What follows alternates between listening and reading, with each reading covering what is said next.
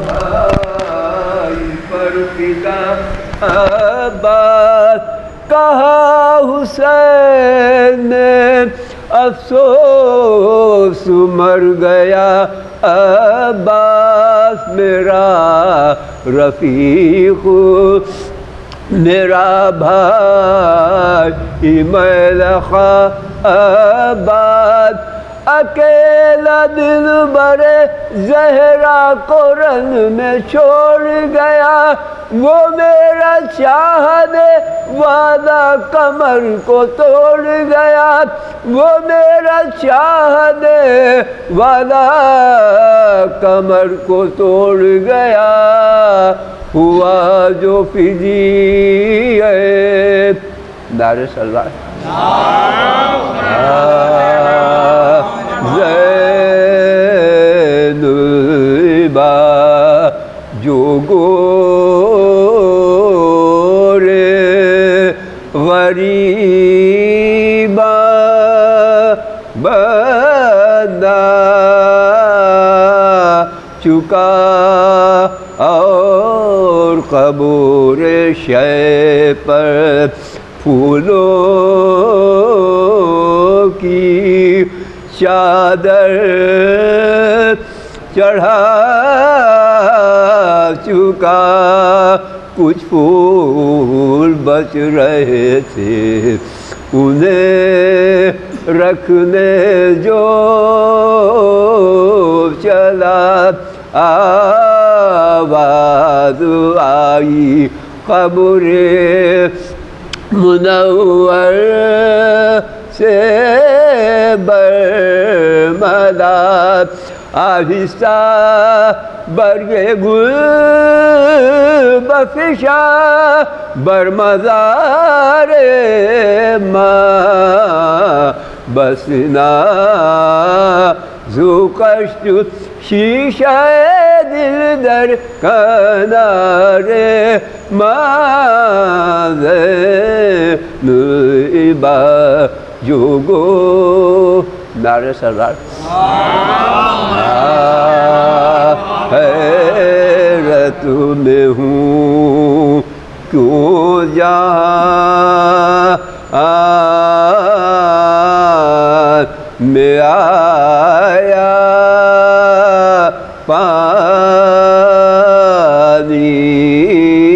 حیرت میں ہوں کیوں جہاں میں آیا پانی دریا میں ہے کس لیے سمایا پانی دریا میں ہے کس لیے سمایا پانی اے ابرو ہزار سال برسے تو کیا اے ابرو ہزار سال برسے تو کیا شبیر نے مرتے دم نہ پایا پانی حیرت میں ہوں فاتحہ بسم اللہ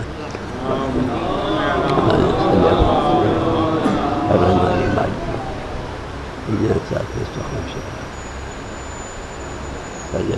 نعرہ صلوات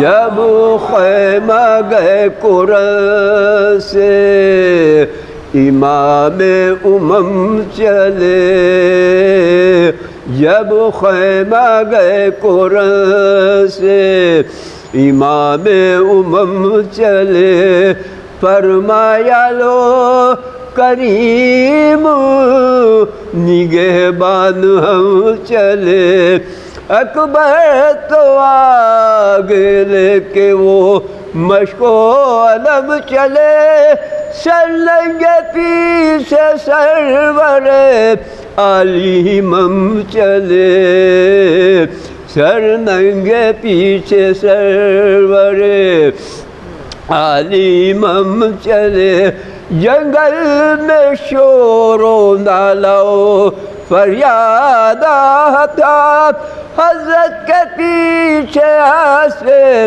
علمدار شاہ تھا حضرت کے پیچھے ایسے علمدار شاہ تھا جب خیمہ گئے قرآن فضا کھڑی تھی خیمے کے در پر جو بے خبر حضرت کو اس نے دور سے دیکھا برے نصر پردہ الٹ کے خیمے کا بولی وہ نوحگر سیدانیوں اٹھو علم آتا ہے خوب تر سیدانیوں اٹھو علم آتا ہے خوب تر اکبر علم لیے ہے علی کا نشان نہیں کوتل فرست آتا ہے وہ نوجوان نہیں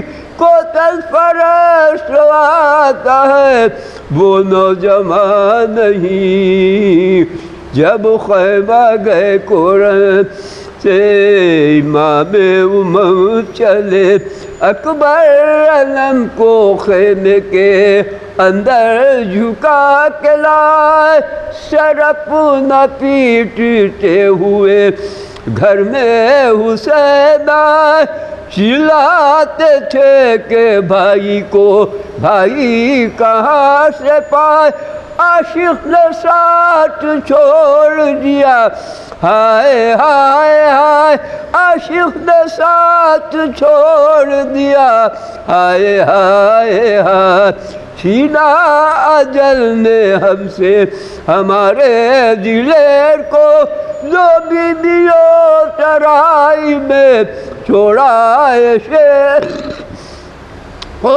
جو بیویوں ترائی میں چھوڑا ہے شیر کو جب خیمہ گئے قرآن پرخو علم کے پاس تھے عباس کے پسر تکبے کھلے تھے کرتوں کے تھراتے تھے جگر مانے جو توق اتارے تھے اور قانوں سے گوہر سہما ہوا تھا ایک تو ایک پیٹتا تھا سر سہما ہوا تھا ایک تو ایک پیٹتا تھا سر زلفوں پر گرد تھی تو رخوں پر غبار تھا چہروں سے درد بے پدری آشکار تھا چہروں سے درد بے پدری آشکار تھا جب خیمہ گئے قرآن چھوٹا یہ شے سے کہتا تھا آنسو بہا بہا بابا ہمارے گھر میں کب آئیں گے چچا آیا علم پا ان کے نہ آنے کی کیا وجہ چھوٹے سے رو کے تب یہ بڑے بھائی نے کہا اماں کی ماں گزر گئی سنے گزر گئے بھیا تمہیں خبر نہیں بابا تو مر گئے بھیا تمہیں خبر نہیں بابا تو مر گئے جب خیمہ گئے قرآن دریا کی سیم ٹوٹ کے چلے تب وہ بے پدر اٹھ کر پکارے شاہ کے بیٹا چلے کدھر ننھے سے ہاتھ جوڑ کے بولے وہ نوحگر بابا کی لاش اٹھانے کو جاتے ہیں نہر پر، بابا کی لاش اٹھانے کو جاتے ہیں نہر پر، میت نہ اٹھ سکے گی تو خالی نہ آئیں گے، دامن ہم کٹے ہوئے ہاتھوں کو لائیں گے، دامن ہم کٹے ہوئے ہاتھوں کو لائیں گے، جب خیمہ گئے قرآن سے امام امم چلے۔ نعرہ سلوات۔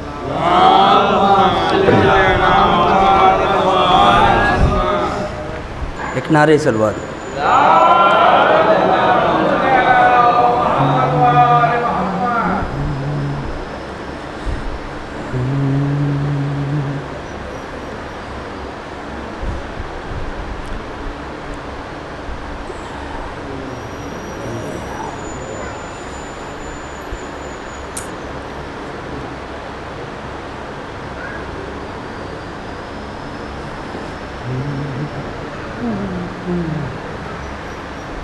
دروازہ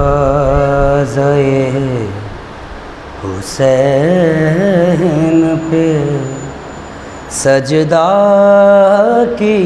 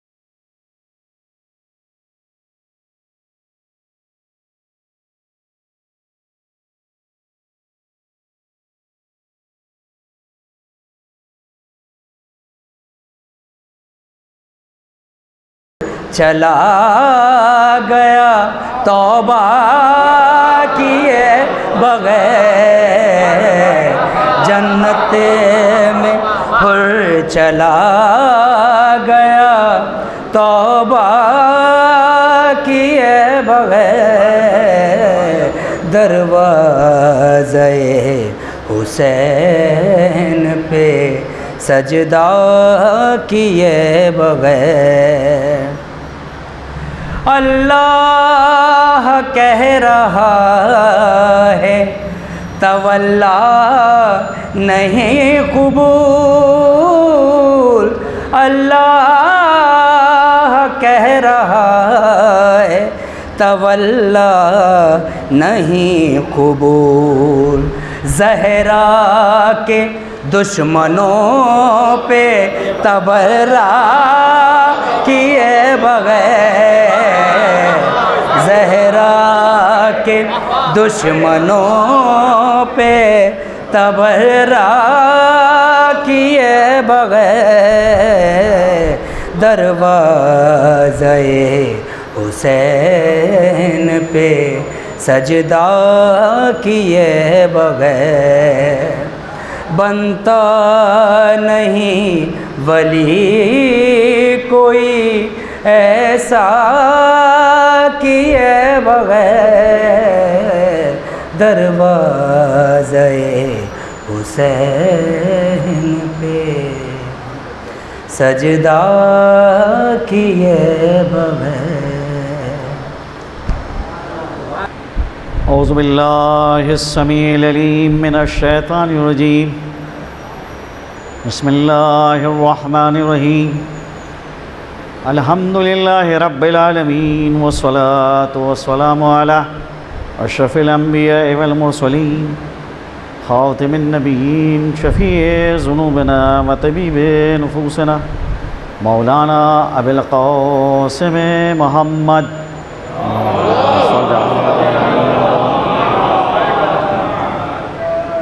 وآلہ الطیبین الطاہرین، ولعنۃ اللہ علی اعدائہم اجمعین من الآن الی قیام یوم الدین، اما بعد، وقد قال اللہ تبارک و تعالی فی کتابہ المبین وہو اصدق الصادقین وقولہ الحق، بسم اللہ الرحمن الرحیم، کل نفس ذائقۃ الموت ثم الینا ترجعون، صلوات بھیجیں محمد۔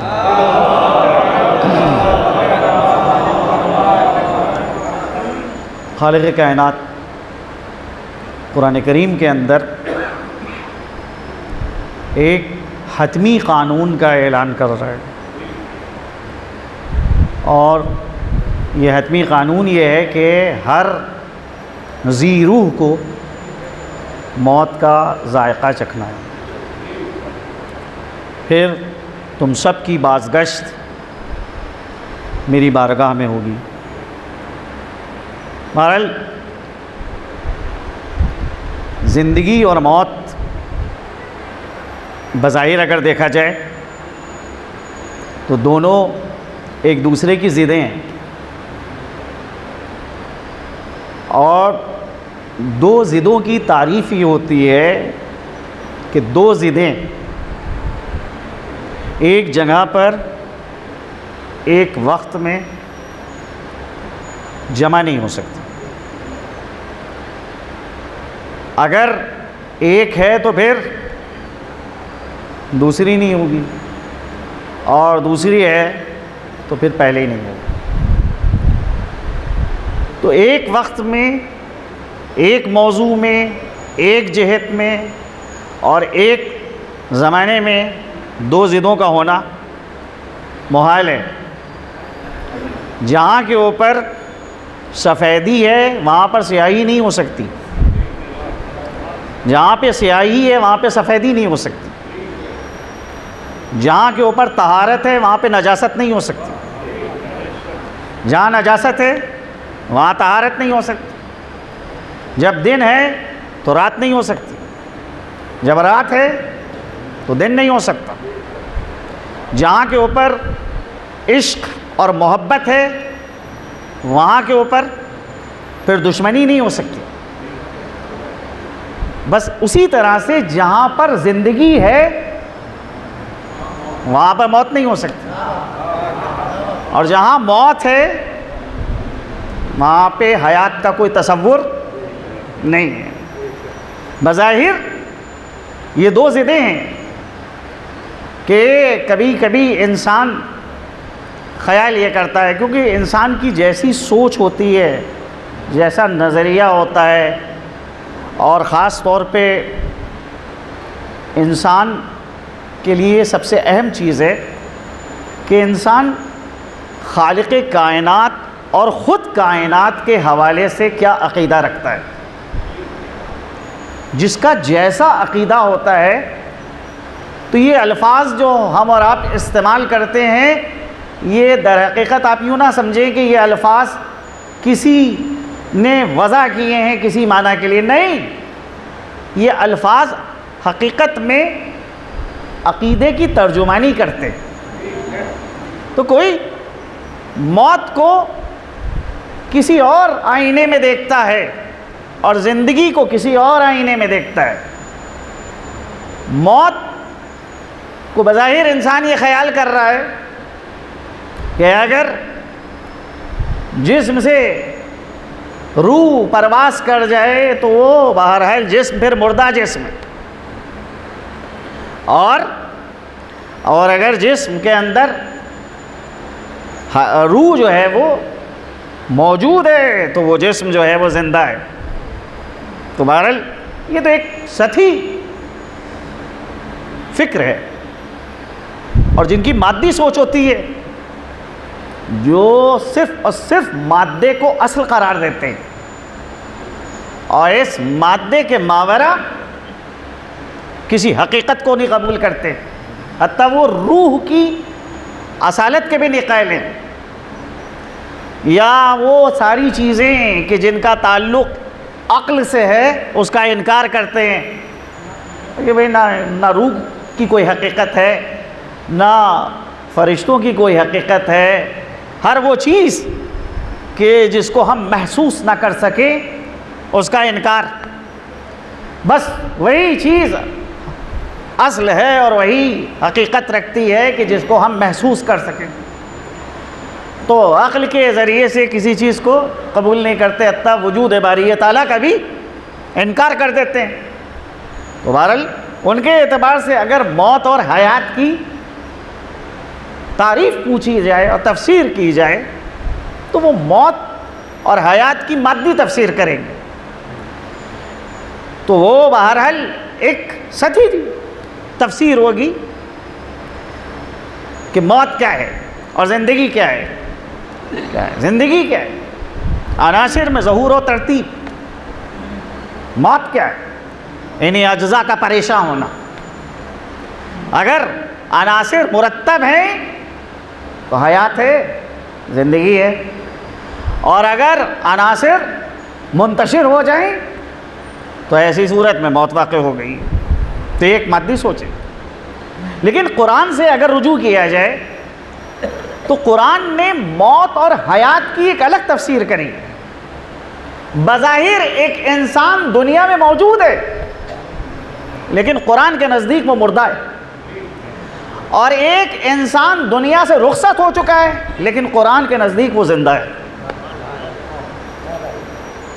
ام حسب الذین اجترحوا السیئات، وہ لوگ جو گناہوں کے دلدل میں ڈوبے ہوئے ہیں وہ کیا خیال کرتے ہیں؟ ان نجعلہم کالذین آمنوا وعملوا الصالحات، کہ ہم ان کو ان جیسا شمار کریں گے جو لوگ ایمان لائے اور نیک اعمال انجام دیتے ہیں۔ سواء محیاؤہم ومماتہم، ہمارے نزدیک ان کی موت اور زندگی برابر ہے۔ ہم گناہگاروں کو زندہ نہیں شمار کرتے، وہ در حقیقت اگر اس دنیا میں ہیں تو وہ چلتی پھرتی لاشیں ہیں۔ زندہ وہ ہے کہ جو صحیح عقیدہ رکھتا ہو اور صحیح عمل انجام دیتا ہو۔ اگر صحیح عقیدہ نہیں ہے، صحیح عمل نہیں ہے، تو ایسا انسان بظاہر دنیا میں موجود ہے لیکن ایسے انسان کو زندہ نہیں کہا جائے گا، وہ مردہ ہے۔ تو زندگی کی تفسیر اور موت کی تفسیر قرآن نے کی ہے۔ آپ دیکھیے کہ کہیں محدود پیمانے کے اوپر زندگی پائی جاتی ہے اور کہیں اس سے زیادہ وسیع معنی میں زندگی ہے۔ قرآن نے ان ساری چیزوں کی جانب اشارہ کیا ہے۔ یہ زمین بھی مردہ ہوتی ہے اور اللہ اس مردہ زمین کو زندہ کر دیتا ہے۔ جب زمین مردہ ہوتی ہے تو بہرحال جو بھی دانہ آپ زمین کے حوالے کریں گے، جو بھی بیج بوئیں گے، ضائع ہو جائے گا، برباد ہو جائے گا۔ لیکن اگر زمین زندہ ہے تو پھر ایسی صورت میں وہ ایک دانہ جو آپ نے زمین کے سپرد کیا کمال امانت کے ساتھ، وہ ایک کے بدلے میں متعدد دانے جو ہیں وہ اور متعدد چیزیں جو ہیں آپ کے حوالے کرے گی۔ تو زندگی جمادات کے اندر بھی پائی جاتی ہے، اور اس سے آگے بڑھیے تو نباتات کے اندر بھی زندگی کا تصور ہے۔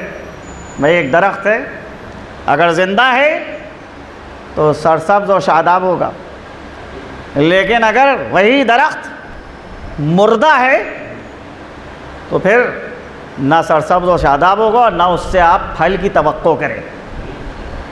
اس کے آگے بڑھیے، نباتات سے آگے جائیے، حیوان، تو وہاں کے اوپر بھی جو زندگی ہے وہ بہرحال نباتات کے مقابلے میں زیادہ وسیع ہے۔ وہاں زندگی کا جو تصور ہے وہ یہ کہ حرکت پائی جائے،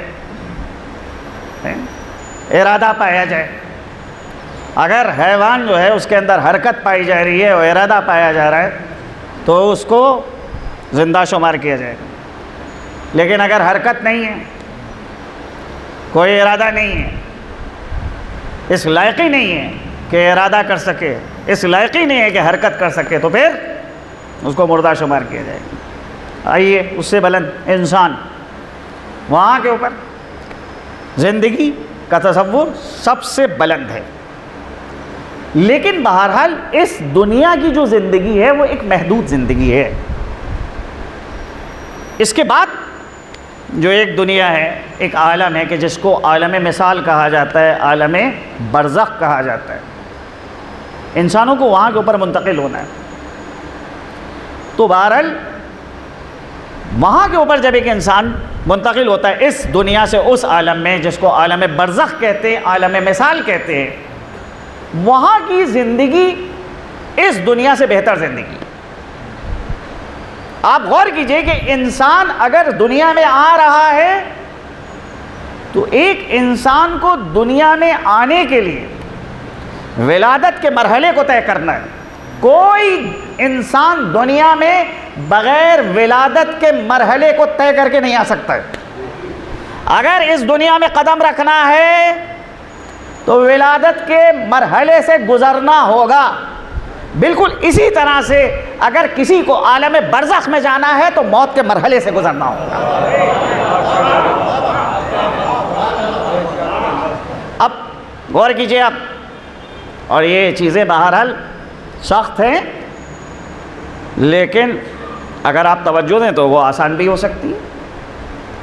کہ بظاہر اگر ایک بچے کو آپ دیکھیے شکم مادر میں بچہ ہے تو وہ بچہ ایک عالم کے اندر ہے، ایک دنیا ہے اس کے لیے، لیکن جو مدت حیات ہے، جتنی دن اس کو وہاں پہ رہنا ہے، حد اکثر 9 مہینے، اس سے زیادہ نہیں۔ اگر اس سے زیادہ وہاں کے اوپر وقت گزر جائے تو پھر تشویش ہوتی ہے، کیا ہوا، کیوں ولادت نہیں ہو رہی ہے؟ یہ 9 مہینے مکمل ہو چکے ہیں، تو حد اکثر 9 مہینے۔ اب اگر فرض کریں کہ بچہ شعور رکھتا ہو، ارادہ رکھتا ہو اور یہ سمجھ رکھتا ہو، اور وہ یہ کہے کہ نہیں بھائی مجھ کو یہ جگہ بہت اچھی لگ رہی ہے، میں یہاں سے کہیں باہر نہیں جاؤں گا، تو یہ ایک احمقانہ خواہش ہے۔ کیوں؟ اس شکم مادر سے جب وہ اس دنیا میں قدم رکھتا ہے تو اس سے بہتر زندگی ہے، وہاں پر جو زندگی ہے وہ ایک محدود زندگی ہے۔ اب یہاں پہ آئے تو شکم مادر سے جب دنیا میں آئے تو اس دنیا میں آنے کے بعد اس سے بہتر زندگی ہے۔ بھئی وہاں پر جو فضا تھی وہ ایک محدود فضا تھی، اور اس محدود فضا میں جو اللہ نے وقت معین کیا تھا اس معین وقت تک رہنا ہے، لیکن اس کے بعد اس دنیا میں آنے کے لیے ولادت کے مرحلے کو طے کرنا ہے۔ بغیر ولادت کے مرحلے کو طے کیے ہوئے اس دنیا میں نہیں آیا جا سکتا۔ بالکل اسی طرح سے اگر ایک انسان یہ کہے کہ نہیں مجھے یہ دنیا بڑی اچھی لگتی ہے، میں یہاں سے نہیں جاؤں گا، مجھے یہاں سے منتقل نہیں ہونا ہے، تو یہ ایک احمقانہ خواہش ہے، بے وقوفی ایک انسان کی ظاہر ہو رہی ہے، نہیں جانتا، وہ زندگی کو نہیں سمجھتا کہ اس دنیا سے بہتر اس عالم میں زندگی ہے جس کو عالم مثال کہا جاتا ہے۔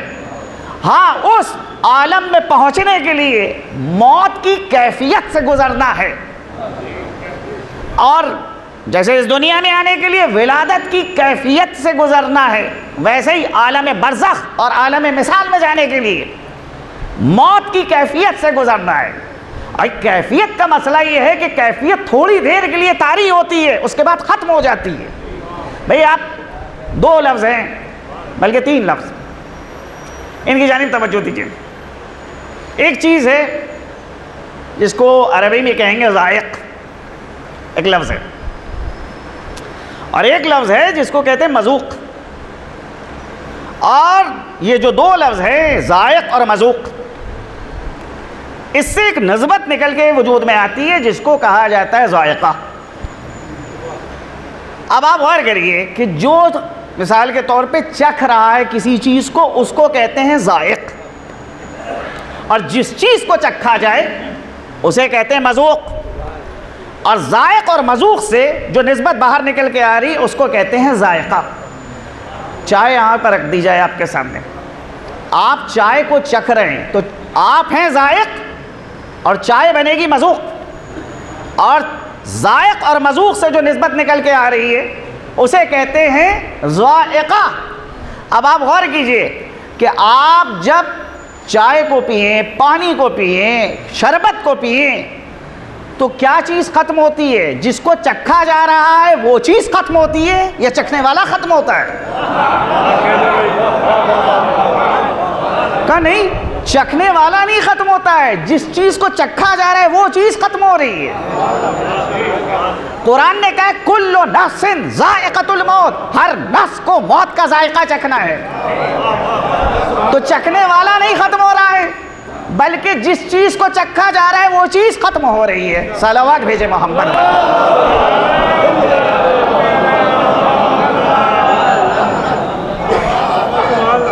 تو وہ ایک چند لمحات کی کیفیت ہے، اور وہ کیفیت ختم ہو گئی۔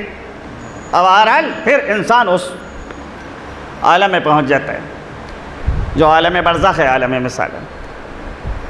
تو اب غور کیجئے، شکم مادر میں ہے تو وہاں پر وجود محدود ہے،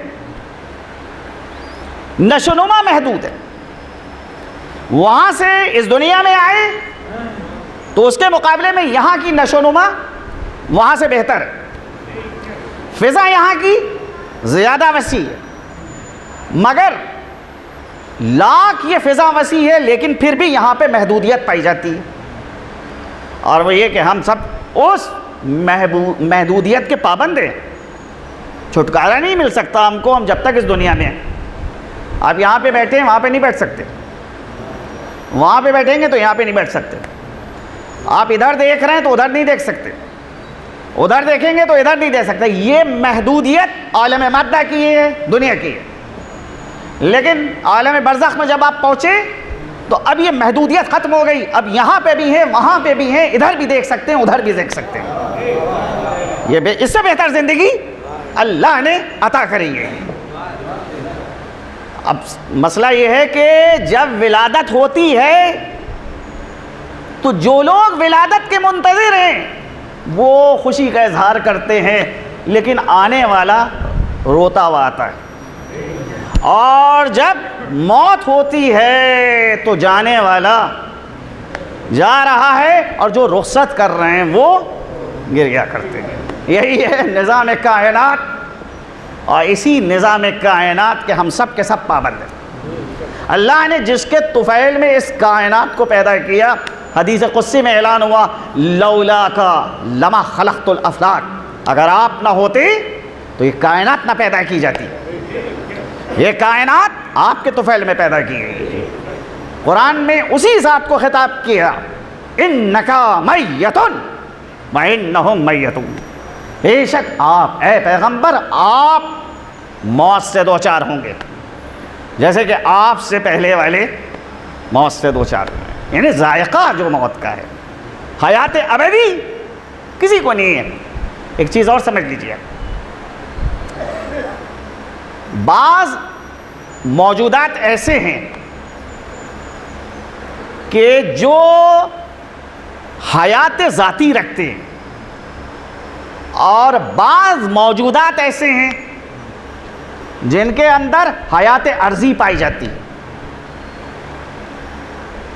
جہاں حیات عرضی پائی جائے وہاں اس زندگی کو چھینا بھی جا سکتا ہے، لیکن جہاں پر حیات ذاتی پائی جاتی ہے وہاں پر اس کو آپ نہیں چھین سکتے۔ اب مثال کے طور کے اوپر چائے آپ بنائیں، شکر ڈالیں تو میٹھی ہوگی، لیکن اگر آپ نہ ڈالیں تو پھر مٹھاس نہیں موجود ہے، کیونکہ شکر عارض ہو رہی ہے، لیکن چائے کا وجود رہے گا بغیر شکر کے چائے۔ اور جو مٹھائیاں ہیں آپ بناتے ہیں تو بہرحال اس میں شکر اگر ڈالتے ہیں تب مٹھاس پیدا ہوتی ہے، لیکن اگر نہ ڈالیں مٹھاس، شکر نہ ڈالیں تو کیا مٹھاس پیدا ہو سکتی ہے؟ کہ نہیں پیدا ہوگی، کیونکہ شکر عارض ہو رہی ہے، مٹھاس عارض ہو رہی ہے۔ لیکن کیا یہ تصور کیا جا سکتا ہے کہ شکر ہو اور مٹھاس نہ ہو؟ کہا نہیں، وہ تو اس کی ذات میں شامل ہے۔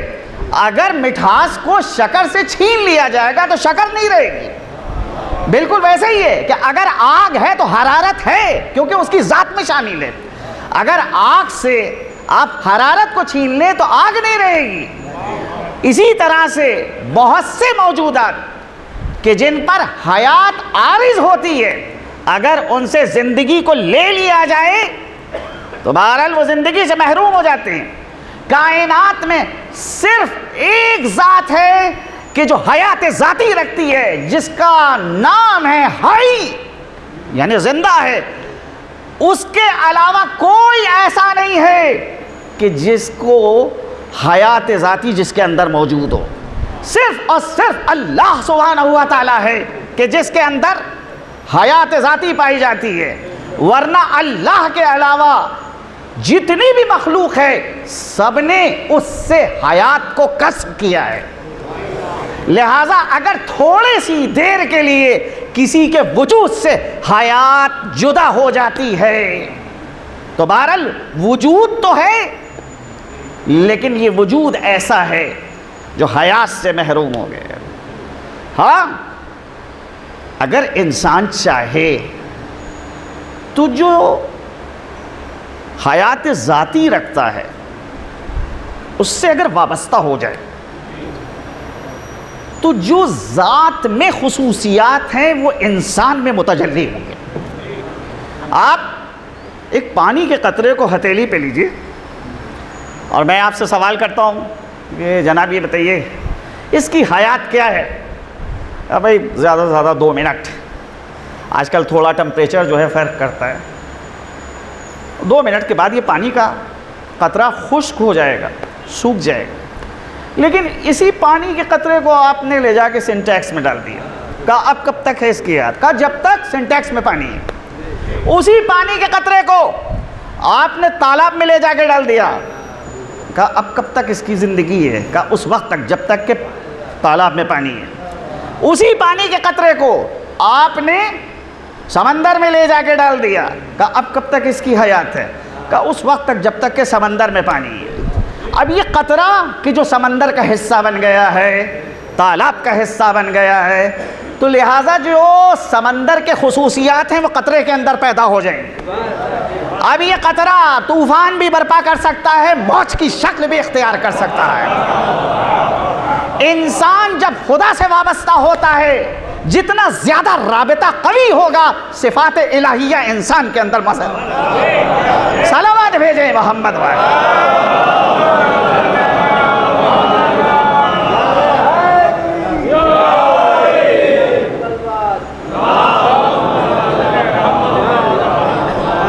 جتنے زیادہ یہ صفات جو ہیں وہ متجلی ہوتے ہیں.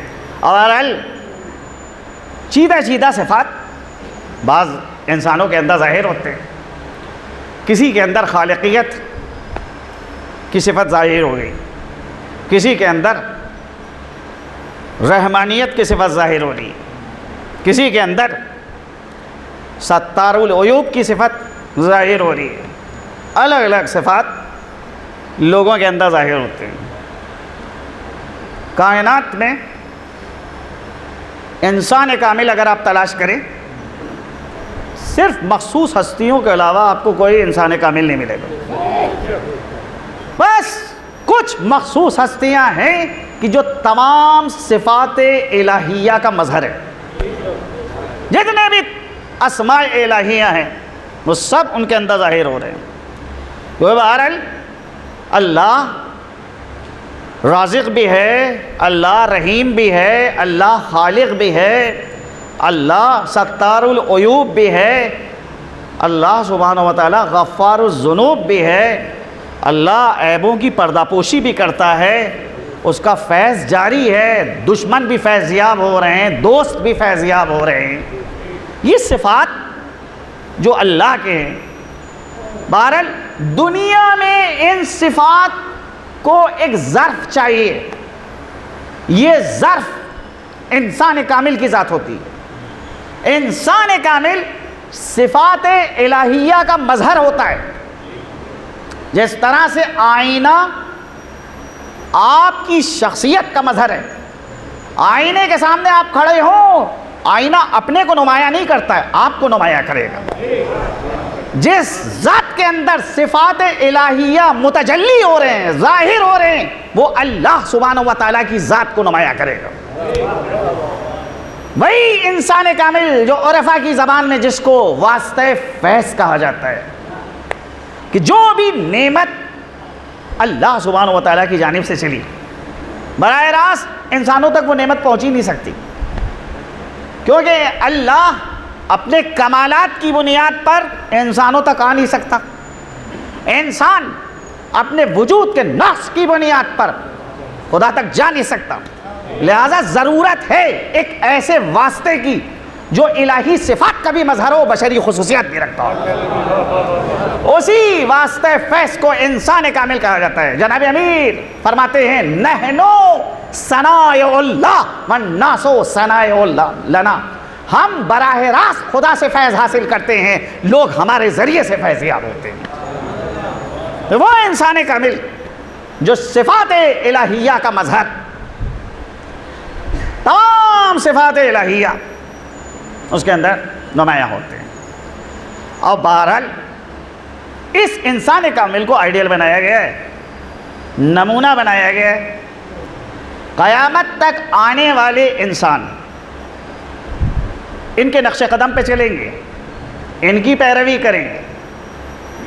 اور یہ صفات جن کو آئیڈیل بنایا گیا ہے, نمونہ بنایا گیا ہے, وہ بہرحال جو طہارت رکھتے ہیں وہ طہارت ذاتی ہے.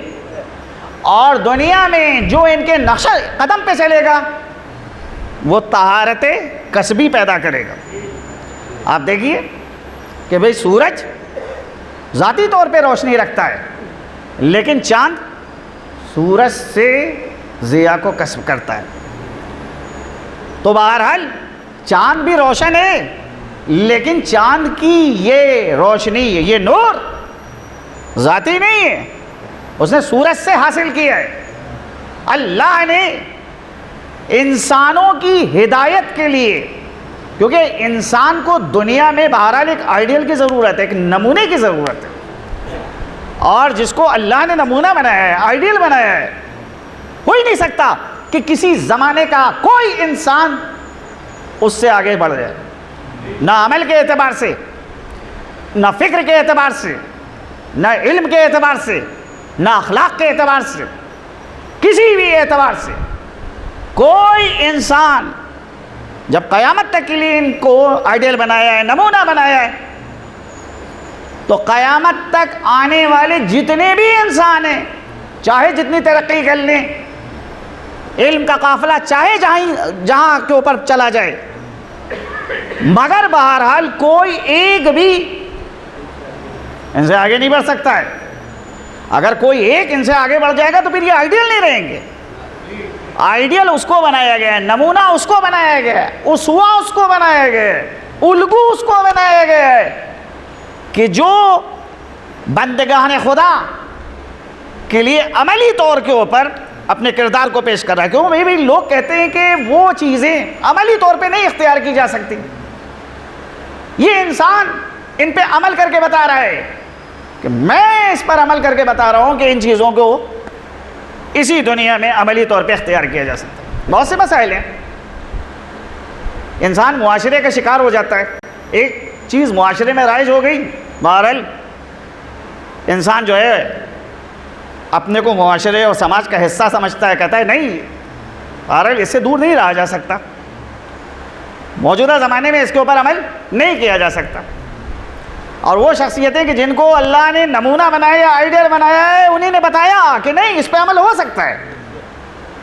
بھئی آئیڈیل کے معنی کیا ہے؟ یہ تو بہرحال وہ چیز ہے جو کبھی کبھی بعض لوگوں کے زبانوں پر جاری ہوتی ہے کہ جو عمل کے میدان میں فرار اختیار کرنا چاہتے ہیں. عجیب چیز یہ ہے کہ وہ لوگ فراریوں کو پسند نہیں کرتے لیکن میدان عمل میں اظہار کرتے ہیں کہ ارے جناب وہ کہاں ہم کہاں, بھلا ہم ان کے جیسے ہو جائیں گے. کس نے کہا ہے کہ آپ ان کے جیسے ہو جائیں گے؟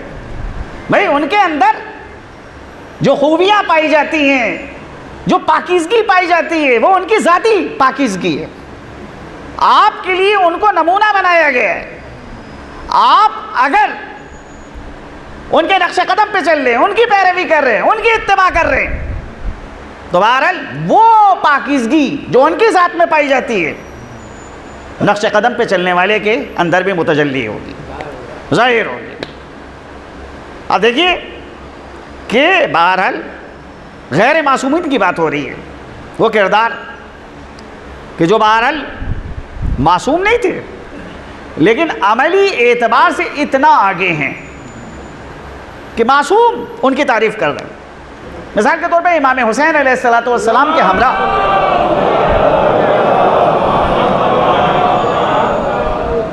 کربلا میں جو اصحاب ہیں, انہیں واقعاً پورے عالم اسلام کی میں ایسی شخصیتیں نہیں ملیں گی اس وقت جو امام حسین کے ہمراہ جمع ہوئے. کوئی گمنام افراد نہیں ہیں جو آئے, جلیل القدر افراد ہیں. ان میں کوئی فقیہ ہے, کوئی معلم قرآن ہے, کوئی محدث ہے.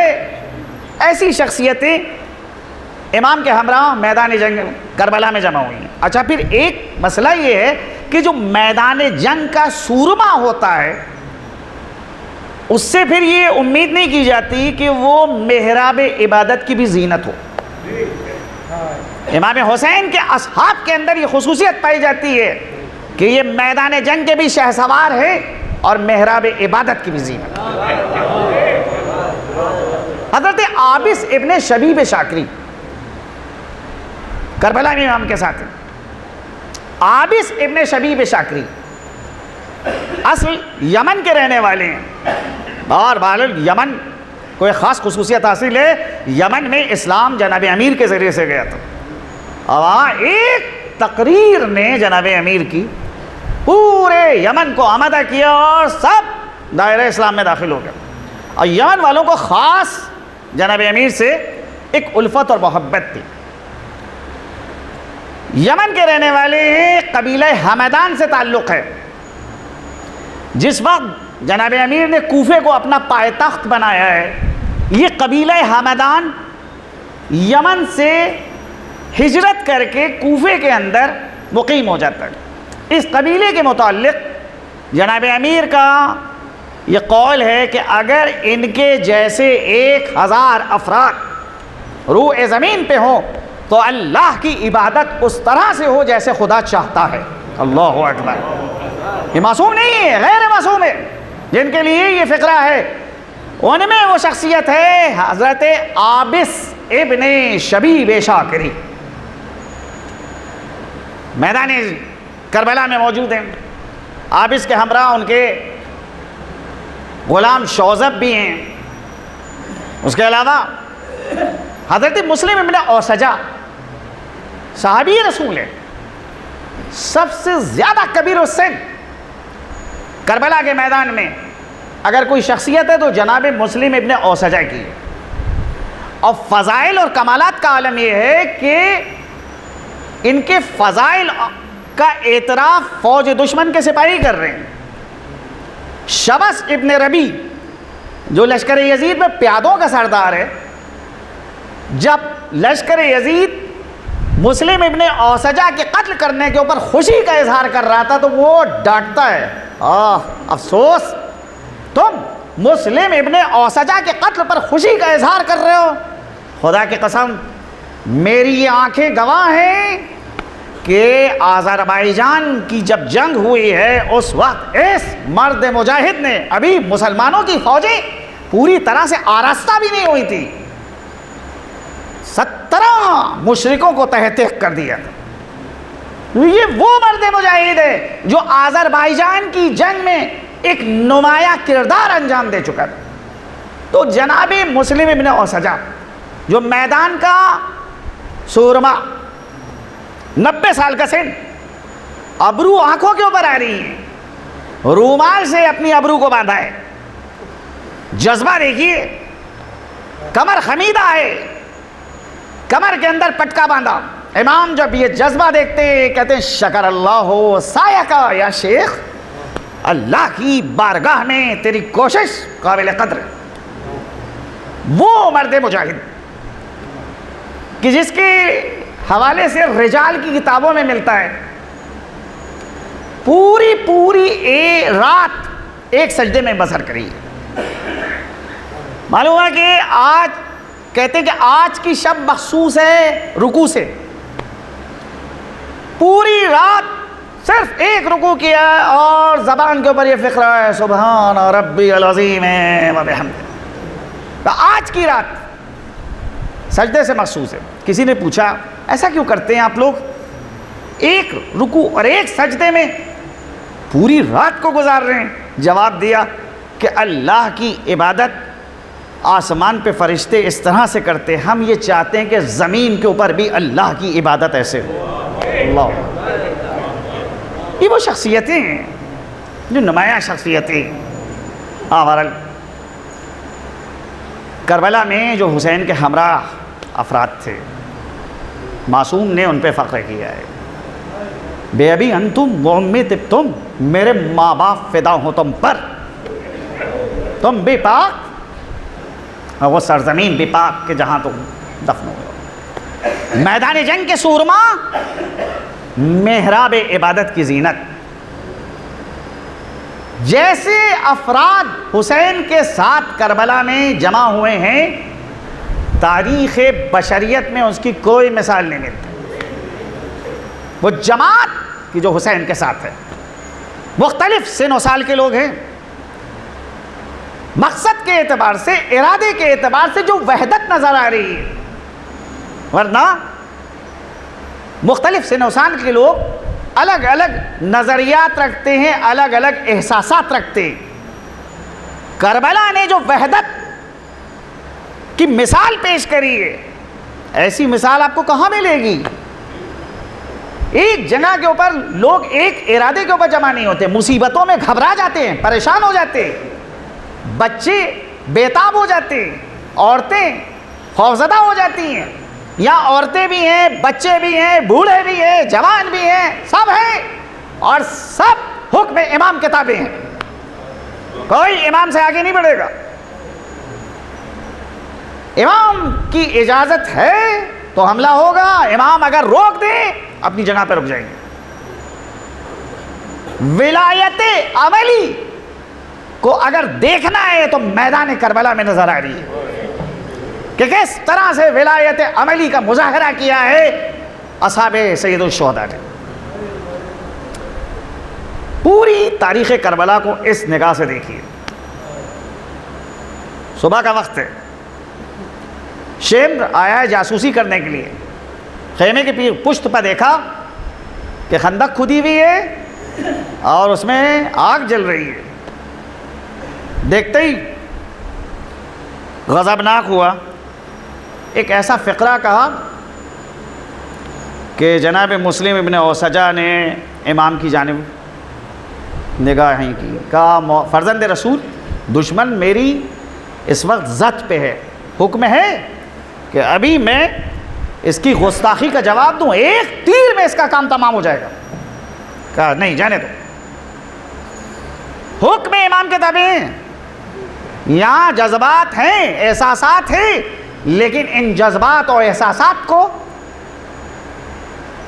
حکم امام کا تابع رکھا ہے. عزیزان گرامی، یہ ولایت عملی کی جو مثال کربلا میں نظر آ رہی ہے، کہیں پہ نہیں نظر.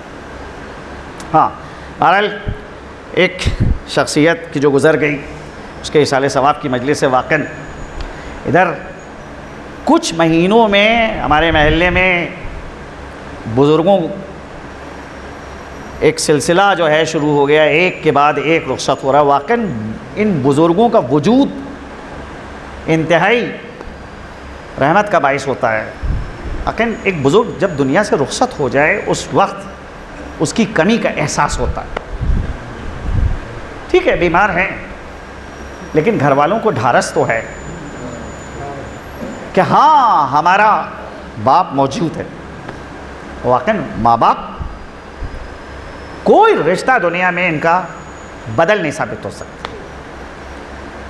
دنیا میں ماں باپ اگر ہیں تو واقعاً انسان بہت سی مشکلات سے محفوظ رہتا ہے، کیونکہ انہیں ماں باپ کی خاطر رحمت الہیہ نازل ہوتی ہے. لہٰذا بہت سے مسائل اور بہت سی مشکلات سے انسان بچا ہوا ہے. لیکن جب کوئی اگر دنیا سے رخصت ہو جائے تو بہرحال کون ہے کہ جو اس کا نعم البدل ثابت ہو. ہاں، سختی کے ساتھ تاکید کی گئی ہے کہ اگر تم مرنے کے بعد ان کی قبر کی زیارت کے لیے جا رہے ہو تو قبر کے اوپر جا کر تم خدا کی بارگاہ میں حاجات طلب کرو. کیوں؟ کیونکہ یہ رحمت الہیہ کا اس دنیا میں مظہر ہے. یہ فقرہ اپنی زبان کے اوپر مستقل طور پہ جاری کرو. رب ارحمہما کما ربیانی صغیرا. پروردگارا ان دونوں کے اوپر ویسے ہی رحمت نازل کر کے جیسے انہیں نے بچپنے پہ. اور جانے والا ایک خاموش کم سخن لیکن متانت موجود تھی مزاج میں. لوگ مانوس تھے اور بہرحال آج ان کی کمی محسوس کر رہے ہیں. دیکھیے اتنا بڑا مجمع تعزیت و تسلیت کے لیے جمع ہوا ہے، اور جس دن جنازہ اٹھ رہا تھا اس وقت بھی لوگ تعزیت و تسلیت کے لیے آئے. جو لوگ نہیں آ سکتے تھے، دور تھے، انہی نے جو صاحب عزا ہیں، صاحبان غم ہیں، ان سے رابطہ کیا اور ان کو یہ یقین دلانے کی کوشش کی کہ آپ اس غم میں تنہا نہیں ہیں، ہم آپ کے شریک غم ہیں. یہی تو دستور دنیا ہے. لیکن کربلا میں کیا ہوا؟ ارے بھائی ہونا تو یہ چاہیے تھا کہ اہل حرم کو تسلیت دی جاتی، تعزیت دی جاتی، لیکن کیا سلوک کیا گیا؟ حسین کی شہادت کے بعد عمر سعد رکابوں پہ کھڑا ہوتا ہے اور کہتا ہے یا خیل اللہ اقبلی، اے اللہ کے سواروں، ارے ابھی اپنے گھوڑوں سے نہ اترنا، ابھی حسین کے لاشے کو پامال کرنا. ارے بہن جب یہ اعلان کو سنتی ہے تو مضطرب ہو جاتی ہے. تاریخ یہ کہتی ہے کہ میدان میں حر کا قبیلہ سامنے آتا ہے، کہتا ہے ہم حر کی شہادت تک تو خاموش رہے لیکن اس بات کی اجازت نہیں دیں گے کہ حر کا لاشا پامال ہو. حر کا قبیلہ حر کے لاشے کو اٹھا کے لے جاتا ہے. قبیلہ بنی اسد آتا ہے، حبیب ابن مظاہر کے جنازے کو اٹھا کے لے کے چلا جاتا ہے. ایک ایک شہید کا لاشا مقتل سے اٹھا لیا جاتا ہے. تنہا ایک لاشا تھا فرزند فاطمہ کا کہ جس کو لینے کے لیے کوئی آگے نہیں بڑھتا ہے. حسین کا لاشا نشیب میں موجود ہے. جانے والی بہن یہ دلخراش منظر دیکھ رہی ہے کہ ادھر کے گھوڑے ادھر ہیں اور ادھر کے گھوڑے ادھر. جب اشقیاء یہ ظلم انجام دے کے چلے گئے تو زینب اس لاشے کے نزدیک آئیں. کیا دیکھا؟ سینے کی ہڈیاں چور چور ہو چکی ہیں, پشت سے چسپاں ہو چکی ہیں. زینب آتی ہیں, آ کے بھائی کے لاشے کو دیکھا, دیکھ کے کہتی ہے انت اخی, کیا تو میرا بھائی ہے؟ انت ابن امی, ارے کیا تو میرا ماجایا ہے؟ اگر تو میرا بھائی ہے تو بتا تیرے جسم کا لباس کیا ہوا, ارے جسم کا سر کیا ہوا, ارے کیا تو وہی ہے کہ جس کو اماں نے چکیاں پیس پیس کے پالا تھا, ارے کیا تو وہی ہے کہ جس کی خاطر نانا اپنے خطبے کو منقطع کر دیا کرتے تھے؟ ہاں, زینب کبھی فریاد کرتی تھی واجدہ علیک السلام علیکۃ السما, اے نانا آئیے اور آ کر دیکھیے, ارے آپ پر تو آسمان کے ملائکہ درود و سلام بھیجتے ہیں, دیکھیے آپ کا فرزند حسین خون میں غلطہ. سيعلم الذين ظلموا أي منقلب ينقلبون إنا لله وإنا إليه راجعون. الہی بحق زہرا و ابیہا و بالہا و بنیہا, پروردگارہ اس مختصر سی مجلس کو قبولیت کا درجہ عنایت فرما. جس مرحوم کے ایصال ثواب کی مجلس ہے, خدایا اس کے گناہان کبیرہ و صغیرہ کی مغفرت فرما. خود مرحوم کو جوار معصومین میں جگہ عنایت فرما, پسماندگان کو ان کے صبر جمیل عنایت فرما. خدایا وہ افراد کے جو اخلاص کے ساتھ تیرے دین کی سربلندی کے لیے کوشش کر رہے ہیں, خدایا ان مجاہدوں کو ان کی کوشش میں کامیاب اور کامران فرما. وہ دشمنان اسلام جو لائق ہدایت نہیں ہے, پروردگارہ تو ان کو نیست و نابود فرما. ہمارے مراجع اعظام خصوصاً رہبر انقلاب سید علی خامنئی اور دیگر مراجع کو اپنی پناہ خاص میں محفوظ فرما. خدایا ہمارے امام کے ظہور میں تعجیل فرما, ہم کو ان کے آوان و انصار و مددگار میں شمار فرما. ان کے ظہور کو ہمارے لیے باعث عافیت قرار دے. ربنا تقبل منا انک انت السمیع العلیم. ایک بار سورہ حمد اور 3 بار سورہ توحید کی تلاوت پر مرحوم کی روح کو ایثار فرما. بسم اللہ الرحمن الرحیم.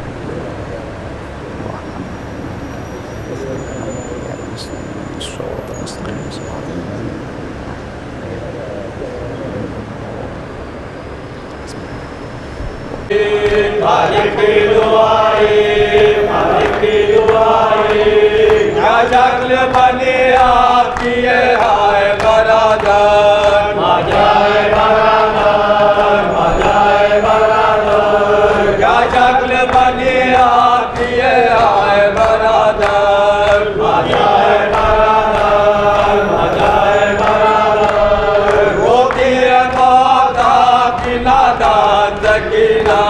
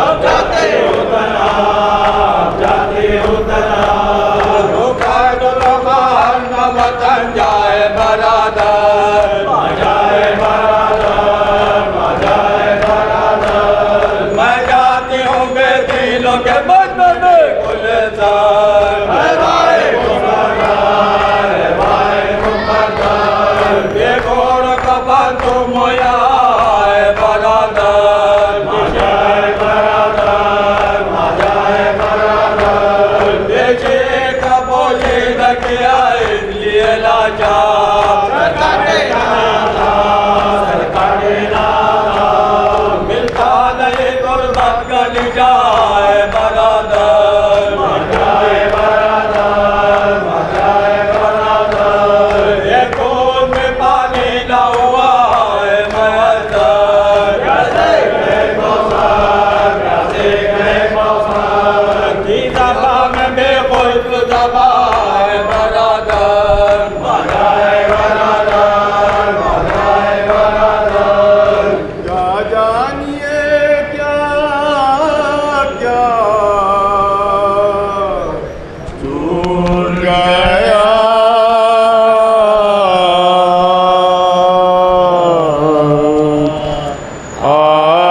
عاشور کو جلتے خیموں میں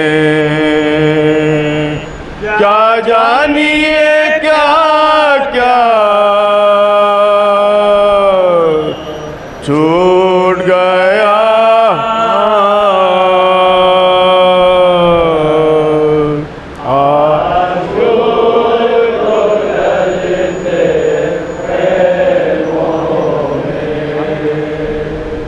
کیا جانیے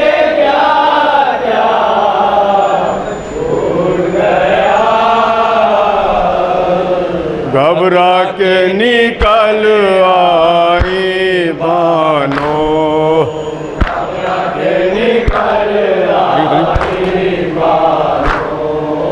بے شیر کا جھولا چھوٹ گیا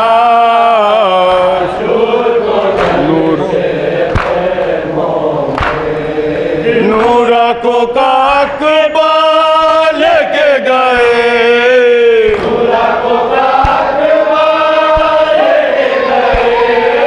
نظروں میں اندھیرا چھوٹ گیا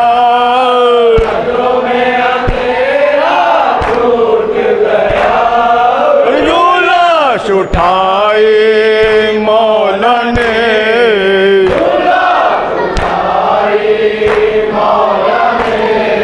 برچی میں کلیجہ چھوٹ گیا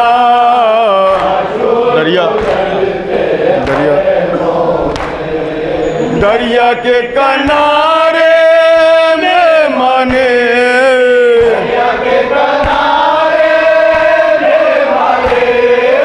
اور بند قسمت سے پانے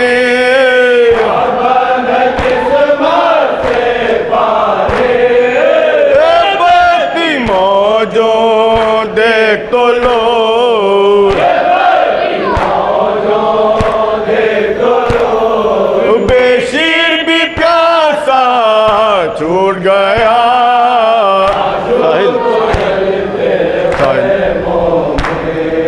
ساحل کے قریب گھوڑے سے گرے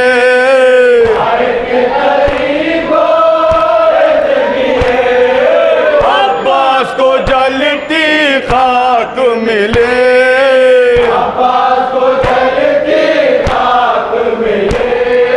شبیر کا دامن چھٹ نہ سکا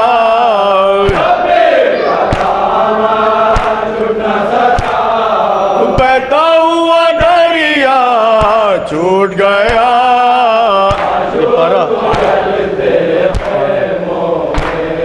یہ پارا لاشا ہے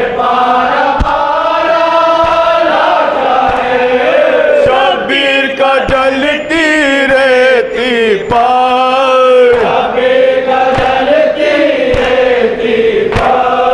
پیشانی عالم جھکنے کو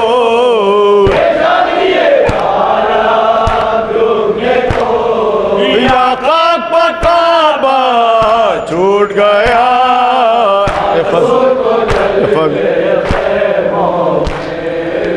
فضل حسینی شاعر کا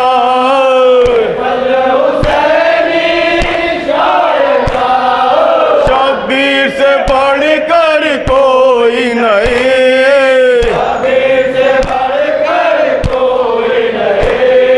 مولا کا بھروسہ جب سے کیا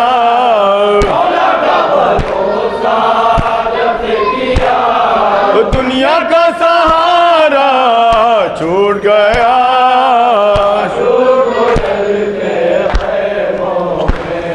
یا حسین یا حسین